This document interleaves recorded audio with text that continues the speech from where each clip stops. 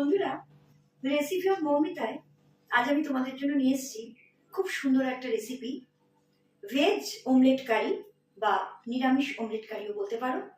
তাহলে চলো শুরু করা যাক আজকের রেসিপিটা। আমার আজকের রেসিপির জন্য যা যা লাগবে সেগুলো আগে আমি তোমাদের দেখিয়ে দিই। লাগছে বয়েলড আলু, এখানে আমি 2টো আলু বয়েল করে নিয়েছি, তোমরা চাইলে বাড়াতে পারো। লাগছে গোটা জিরে, গোলমরিচ, লাগছে ধনে গুঁড়ো, জিরে গুঁড়ো, লঙ্কা গুঁড়ো, হলুদ গুঁড়ো, আর লাগবে ধনে পাতা, কাঁচা লঙ্কা, টমেটো। এটা আমি একটু পেস্ট করে নিয়েছি মিক্সিতে। আমি যে 2টো আলু বয়েল করে রেখেছিলাম তার মধ্যে আবার এই মশলাগুলো আমি মিশিয়ে মেখে নেব। দিলাম গোলমরিচ আর গোটা জিরে, দিচ্ছি জিরে গুঁড়ো, ধনে গুঁড়ো, হলুদ গুঁড়ো, লঙ্কা গুঁড়ো, দিচ্ছি ধনে পাতা, টমেটো, কাঁচা লঙ্কা, দিচ্ছি নুন। নুনটা তোমরা তোমাদের আন্দাজ মতো দেবে। এই সব দিয়ে আমি এবার এটাকে একটু মেখে নেব। বন্ধুরা, আমি গ্যাসে একটা ননস্টিকির কড়াই দিয়েছি, তার মধ্যে আমি একটু সাদা তেল নিয়ে নিয়েছিলাম। তেলটা গরম হয়ে গেছে। এবার আমি গ্যাসের ফ্লেমটাকে লো করে যে আলুটা মেখে নিয়েছি সেটা আমি তেলের মধ্যে দিয়ে দেব।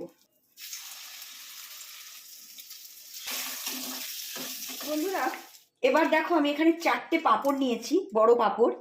তোমরা চাইলে পরিমাণ বাড়াতেও পারো। এবার আমি এই একটা করে পাঁপড় এই জলের মধ্যে দিয়ে একটু ভিজিয়ে নেব। দেখো, খুব বেশিক্ষণ রাখবো না, আমি ভিজিয়েই তুলে নিচ্ছি। এইভাবে আমি 4টে পাঁপড়কেই করে নেব। বন্ধুরা দেখো, আমি পাঁপড়গুলো একটু জলে 2 পিট ভিজিয়েই তুলে নিয়েছি, বেশিক্ষণ রাখিনি। এবার আমি এই পাঁপড়গুলো প্লেটের ওপর রাখলাম, রেখে যে আলুর পুরটা করেছি সেই পুরটাকে দেখো আমি মাঝখানে এইভাবে দিয়ে দিচ্ছি। আমি এই সাইড থেকে পাঁপড়টাকে মুড়ছি, এই সাইড থেকেও মুড়লাম। এগুলো খুব সুন্দরভাবে লেগে যাবে যেহেতু জল দেওয়া আছে। তারপর আমি এই দিকটা মুড়লাম আর এই দিকটাও মুড়ে দিলাম।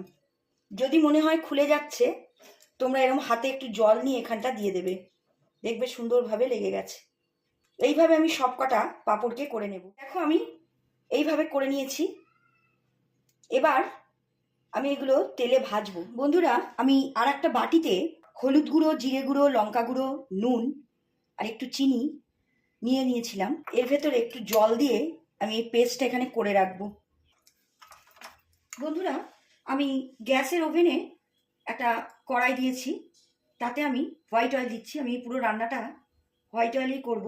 গ্যাসের ফ্লেমটা কিন্তু এখন হাইতে আছে, তেলটা একটু গরম হোক। তেলটা গরম হয়ে গেছে। এবার আমি যে পাঁপড়গুলো দিয়ে তৈরি করেছিলাম সেগুলো একটা একটা করে তেলের মধ্যে আমি ছেড়ে দিচ্ছি। দেখো বন্ধুরা, আমার এক সাইড হয়ে গেছে, এটা খুব বেশি ভাজা হবে না। আমি উল্টে আরেক সাইড দিয়ে দিয়েছি, হালকা একটু ব্রাউন হলেই উল্টে দেবে। দেখো বন্ধুরা, এগুলো আমি এইভাবে ভেজে নিয়েছি। এবার আমি এটাকে কারি করব। বন্ধুরা, আমার এই কড়াইতে আমি তেল নিয়েছি আর একটু, তোমরা চাইলে এটা মাস্টার্ড অয়েলেও করতে পারো। তেলটা গরম হয়ে গেছে। এবার আমি এর ভেতর টমেটো, শুকনো লঙ্কা, গোটা জিরে, তেজপাতা দিয়ে দিচ্ছি। এখন কিন্তু গ্যাসের ফ্লেমটাকে একটু লো করে দেবো। একটু ভাজা ভাজা হয়ে গেছে। এবার আমি এর ভেতরে যে পেস্টটা করে রেখেছিলাম, হলুদ গুঁড়ো, জিরে গুঁড়ো, লঙ্কা গুঁড়ো, ধনে গুঁড়ো, নুন, হলুদ, চিনি সব আমি এর ভেতর দিয়ে দিলাম। গ্যাসের ফ্লেমটা কিন্তু এখন তোমরা হাইতে রাখবে না, মিডিয়ামে রাখবে, রেখে এটাকে নাড়তে হবে। এবার আমি যে আলুর পুরটা তুলে রেখেছিলাম সেটা এর মধ্যে দিয়ে দিচ্ছি, দিয়ে আবার আমি একটু নাড়বো। এখন গ্যাসের ফ্লেমটাকে একটু বাড়িয়ে দেবে, খুব বেশি জল দেবে না, এটা ঝোল ভালো লাগে না।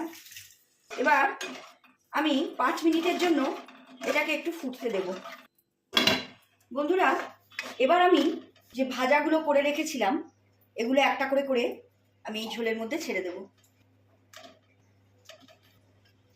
দিয়ে আমি 5 মিনিটের জন্য আবার চাপা দিয়ে দেবো, এটা একটু ফুটুক। বন্ধুরা, তোমরা নামাবার আগে অল্প একটু গরম মশলা ছড়িয়ে দেবে এর ওপর।